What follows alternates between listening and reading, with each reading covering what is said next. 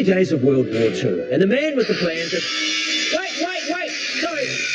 Just trying to do the introduction. All right. It's the early days of World War II, and the man with the plans is Bob Semple, Minister of Public Works and Railways.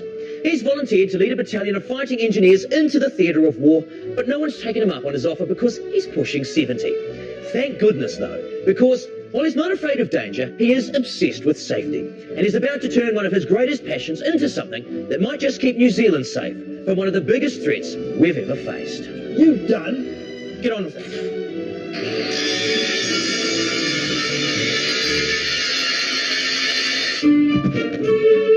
New Zealand has a past filled with people who thought she'll be right, when more often than not, it wasn't. Join me as we celebrate these true stories of the history that history tried to forget.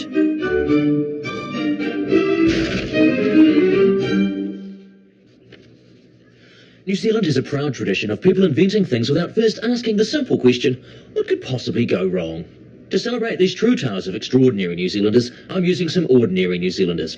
One of my favourite journalists will play my favourite politician. I've borrowed some kids, I've even roped in my dad. What could possibly go wrong? As we celebrate those amongst us who tried to put safety first.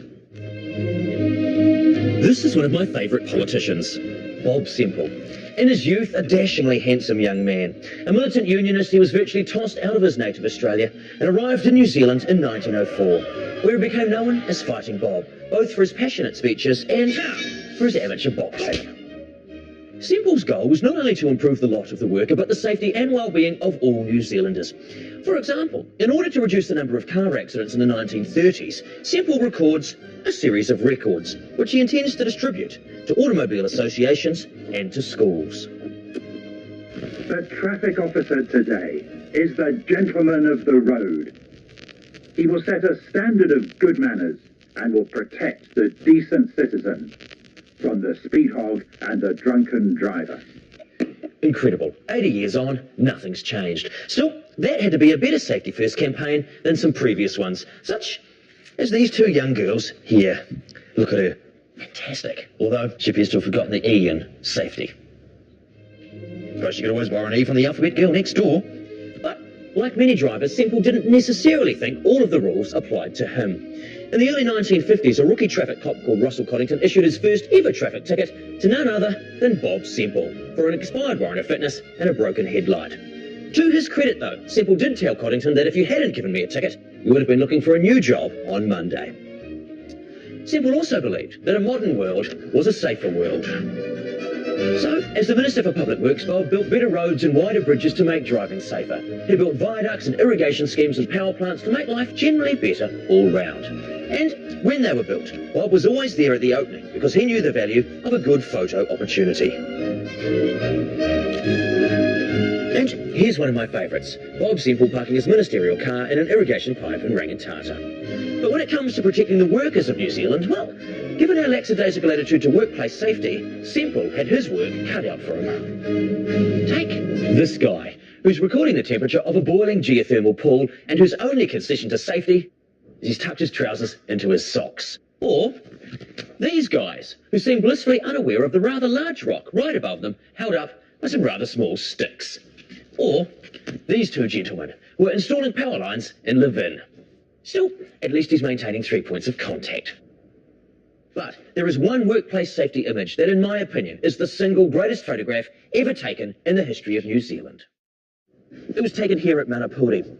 This place is considered the birthplace of the modern conservation movement in New Zealand because so many people signed a petition demanding that the level of this lake not be raised that it threatened the safety of this tiny woman collecting them. So the government was forced to build the power station without raising the level of the lake. They tunnel into the mountain and hollow out its heart for the turbine room. Then they carry on towards the fjord. It's an incredible feat of engineering. And with the eastern and the western tunnels about to meet, they say, we should celebrate this, we should invite some dignitaries, have a bit of a do, fire a symbolic explosive charge. Now, I don't know who packed the explosives into that charge, but they were clearly a New Zealander. And when someone said, how much do you think we should put in? They said, well, a little bit more won't do any harm. Tap, tap, tap. Then, with the dignitaries gathered, local MP Ralph Hannon presses the plunger down and fires the symbolic charge. And half a second later, this man here, Barry Durant, took this photograph. In my opinion, the single greatest image captured in the history of this country. Barry, it's a hell of a photo. Got local MP Ralph Hannon, he's just pressed the plunger down, and it appears that things have not gone according to plan. No, this is a big concussion from the blast that swept through the tunnel. The lights went out, rocks were raining around, and in the dark, my flash went off. But I didn't have a clue what I had until I saw it in the darkroom. And I really love this guy right here who's, even though he's smoking a cigarette, he's got his hands in his ears. I mean, that guy almost looks euphoric. This guy here, he's got that look of a typical New Zealander who's, you know, hidden behind here thinking, oh, I thought that might happen. Yeah, could well be. Yeah, this photograph was taken in 1968, and there was a lot of big news events, the Anangahua earthquake, the Wahine sunk, but this photograph cleaned up all the awards. It did. It was an amazing year for news, but certainly it gave me a lot of satisfaction, even though I was at Wahine to take the top picture of the year. Yeah.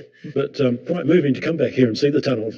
Quite moving to have you here, because as I say, this is my absolute favourite photograph. I'm getting quite emotional. I really love this photograph, and this man, he took it. I gave him a hearty backslap. I'll tell you what, this has bloody well made my day. What do you think of that, Bob? Would never have happened in my day. Bob Semple's all about protecting people, which is why he loves machinery and believes that it will be the saviour of the worker. I believe it's time to transfer laborious toil to machinery to make machinery the servant and not the master. Well said. And it's because of this love of machinery that Bob Semple has the greatest monument to any politician in the country. And here it is. A wonderful tribute in wood to a man who loved the working man. What is it? Well, let me explain. To demonstrate his belief in the power of machinery, here is Bob in 1937 driving a bulldozer over a wheelbarrow to symbolise that no more would the workers of New Zealand be slaves to physical labour, unless they had some gardening to do on the weekend, because not even Bob could stop that. But if you look very closely at the handle of that wheelbarrow, you'll see that this is the exact same handle, immortalised forever as a tribute to Bob Semple. Was freeing people from the tyranny of physical labour Semple's greatest act? No, because he is about to attempt something that will keep us even safer still and will cement his place in our history. Finished yet? Not quite.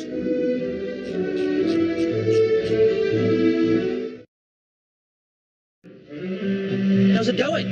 Good. Great. I'll go put the lunch on then. Politician Bob Semple dreamed of a time when machines would end the back-breaking toil of the worker. But machines are not always the miracle devices the catalogues promise. Take deep freezers. In the mid-1960s, these are considered to be the latest mod con.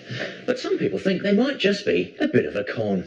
And the reason for that is simple. If you get any air trapped inside the freezer bag, then you get freezer burn. And the food is ruined. The best brains in the frozen food world couldn't come up with a way to save the wasted toil of growing, picking, blanching, bagging and freezing food that would spoil. Until, standing at her kitchen bench, Manawatu housewife and inventor Norma McCulloch suddenly figures out a way to remove the trapped air and keep the food safe.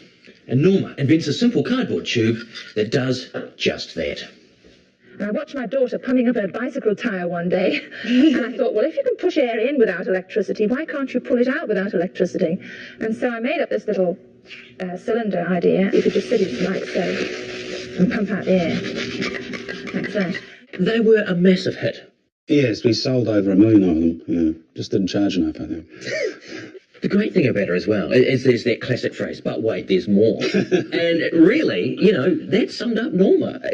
Because not only did she look at this and invent something that could then suck air out, then she essentially reverse engineered it and created a resuscitator. This is very, it's just 2 tubes, right? Mm-hmm. And it's just a simple matter of pumping. And instead of squeezing a bag, you just simply do that. Right. And so what it does is it delivers a set volume. And the great thing about this resuscitator is that it's not just for people. There's a very good example of her lateral thinking. She said, I'm going to Massey University. I'm sure this will work on animals. The results were fantastic. First of all, on newborn calves. And then we prototyped one for newborn lambs, foals, piglets, small animals, right down to cats and kittens and puppies. Because I'm, the son of a farmer, and there is nothing worse than having to give mouth to a calf. Because of that, and dozens of other inventions, Norma was named one of the world's top female inventors. But one of the Manawatu's other great innovators was electrical engineer John Hart. During World War II, his simple invention was used on far-flung battlefields to keep our soldiers safe and content. Because when it comes to safety, it's important to have safety. See what I did there? And the thermac that John Hart designed to boil water was standard issue for New Zealand troops. It's a simple principle. Water inside, fire underneath, an internal chimney to create efficient updraft, and a large surface area to heat the water. It was certainly safer than the British billy boiling method, which was to put sand in a biscuit tin, pour petrol in, and light it. Known as the Benghazi boiler, it could boil 12 cups of tea in 5 minutes using anything that would burn as fuel. Mine's a little bigger than the original, but I really like tea. And how important was tea to the war effort? Well, in 1942, the British government bought the world's entire crop of tea, apart from that grown in Japanese-occupied territories. They were quite fond of tea too. But there was something invented in Taranaki in the 1950s that I suspect Bob will enjoy even more.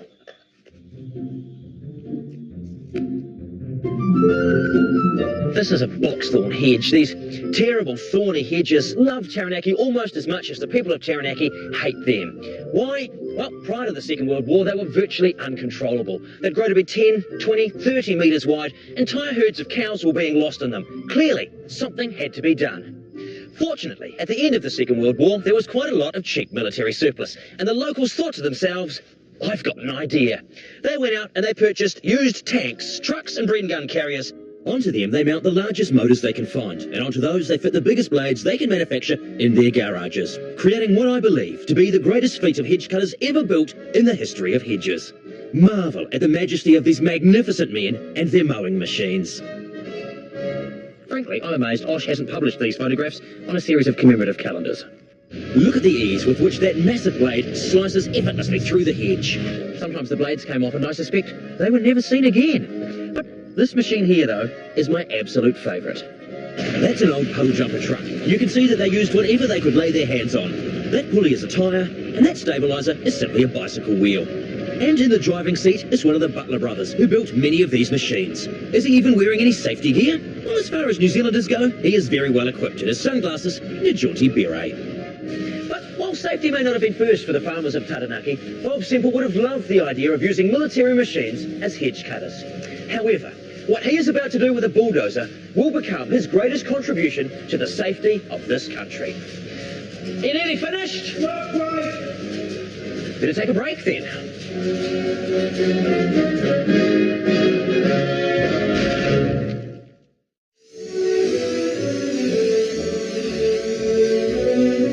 Bob Semple, amateur boxer, militant unionist, snappy dresser, and Minister of Public Works, is obsessed with keeping New Zealanders safe.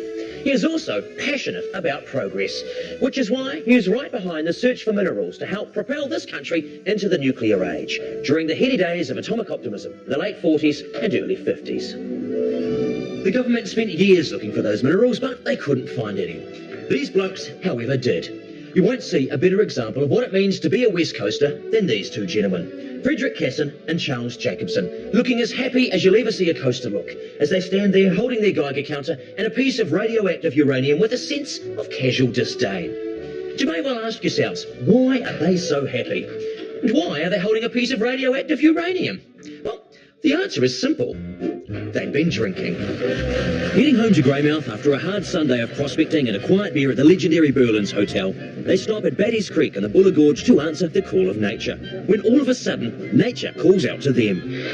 Their Geiger counter begins to gallop. Casson and Jacobson are ecstatic. This can only mean one thing. They leap back into their car and race into town.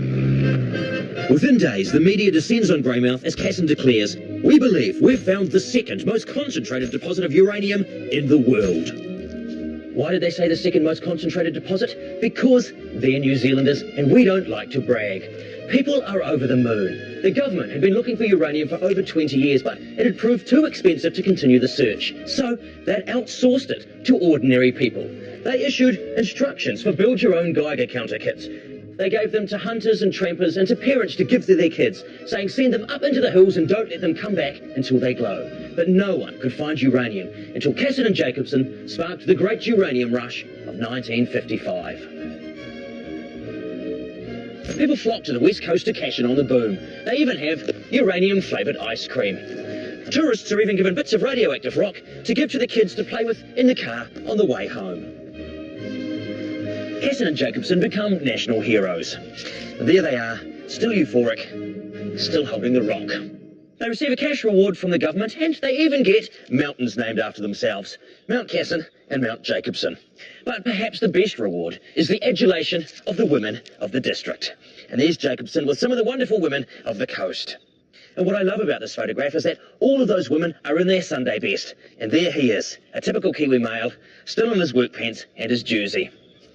Still holding his rock. Still holding his rock? Look at that. You still holding your rock? Yes. Unfortunately for Casson and Jacobson, it didn't turn out to be the second most concentrated deposit of uranium in the world. Apparently, everything on the West Coast is slightly radioactive, especially if you're using a homemade Geiger counter. Can you imagine it? The government issuing instructions for homemade Geiger counters. Now, it's even illegal to look for uranium. It's one of the laws I have broken. But as for Bob Semple, he had a homemade machine as well. The only difference was his was designed to keep us safe. Safe from what? Well, at the beginning of the Second World War, our fighting men were in Europe along with most of our weapons. New Zealanders had to improvise to keep the country safe in the event of a Japanese invasion. Bob Semple famously said, Instead of sitting down and moaning, we should manufacture weapons from any materials at our disposal. based solely on a postcard he had once seen from the United States. He took some bulldozers, some corrugated iron and some number 8 wire, and Bob Semple built a fleet of Semple tanks.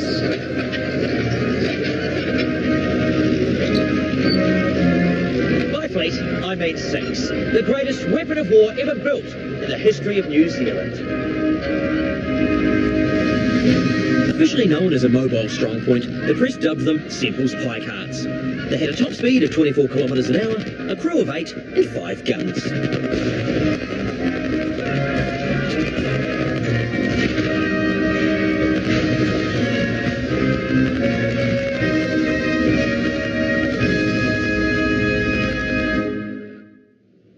My favourite gun is this one right here. In order to man that weapon, the gunner had to bring along his own mattress, slide it in on the engine cowling, and then slither in to get to his gun, which was something of a redundant action, because it said that the Semple tank was so notoriously unstable that its guns couldn't hit a barn door if it was parked inside a barn made entirely of doors. And that's my dad. He built the replica. Dad, what was the theory behind the Semple tank? Well, we couldn't import tanks, but we had lots of bulldozers. And the principle was that if the Japanese came, they would take them out and they would drop a tank body on the top of them and go off and do their business. It's, in theory, a very good idea. No. Oh, in theory, not a good idea. Why not? Because they weighed 26 tonne, they were too heavy for all our bridges to be transported, they were 4.2 metres high, and they stood out on the battlefield like a sore thumb. And heads, because they were 4.2 metres high, this one is, what, exactly half size? 50%, yes. Which is why, and this is, I think, the best idea that he has had in a long time, child soldiers. Well, we had a half-size tank, so we needed half-size soldiers. So there we go, I'm going to lock you back in here. What's it like to ride in? Horrible.